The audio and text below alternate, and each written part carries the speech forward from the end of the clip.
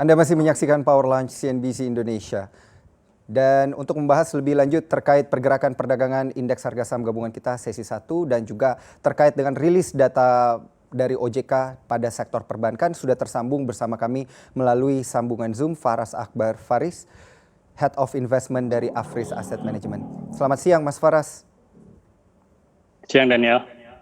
Mas Faras, kita langsung saja dengan topik dari OJK yang mengklaim bahwa perbankan masih aman, dikatakan NPL berada netnya di kisaran 1% dan grossnya di kisaran 2,89%. Kemudian untuk capital adequacy ratio dikatakan ada di sekitaran 22%.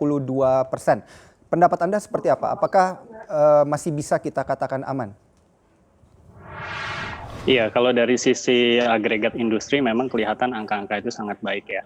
Artinya CAR-nya sangat tinggi, kemudian NPL masih sangat manageable, terus kemudian dari net NPL-nya juga yang rendah, berarti sebenarnya dari CKPN yang disediakan oleh perbankan secara total cukup baik. Tapi memang kalau kita bicara risiko masing-masing bank ini kebetulan sangat berbeda antara bank yang satu dengan yang lain. Jadi artinya keadaan satu bank yang satu dengan yang lain tuh bisa jauh berbeda. Ada yang sangat kuat seperti yang the top-nya kalau di Indonesia itu BCA. Kemudian ada juga bank-bank lain yang kriteria rasio-rasio tadi tidak sekuat BCA tadi. Jadi memang kalau kita bicara perbankan benar-benar hanya case by case sekali. Memang kalau kita lihat dari angka agregat yang disampaikan OJK semua sangat baik. Tapi kalau kita bedah satu persatu di tiap perbankan, situasinya sangat berbeda.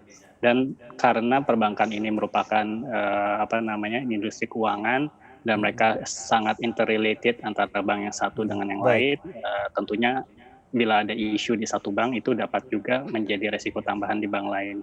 Baik, risiko ataupun juga mungkin kita lihat risiko ke depannya ini terkait dengan perbankan. Tadi Anda juga sempat sebutkan, ini bank buku berapa yang sepertinya memiliki risiko yang lebih tinggi? Sebenarnya kalau kita lihat rata-rata bank buku 4 itu sudah sangat kuat semuanya. Kemudian kalau bank buku 2 dan 3 relatif sangat variatif dari angka-angka NPL, CAR-nya, terus kemudian liquidity ratio, leverage ratio dan lain sebagainya sangat variatif. Jadi secara umum sih kalau saya bisa sampaikan bank buku 4 semuanya relatif sangat kuat dari posisi rasio-rasio tadi.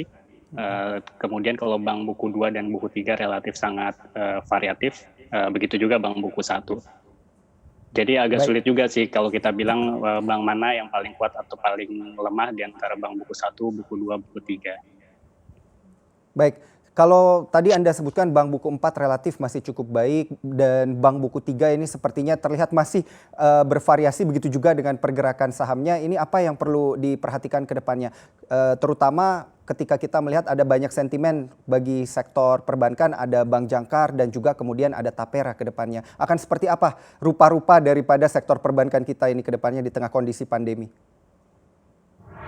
Memang yang paling besar sekarang resiko di perbankan ada dua, resiko kreditnya dia karena banyaknya restrukturisasi akibat pandemi dari berbisnis. Kemudian yang kedua yang juga sangat penting adalah mengenai resiko likuiditas, terutama pembayaran kewajiban yang jatuh tempo dalam jangka pendek, baik itu deposito ataupun misalnya bunga obligasi ataupun jatuh tempo obligasi yang akan datang gitu ya. Jadi dari dua hal itu tuh sangat penting untuk dipecahkan oleh perbankan.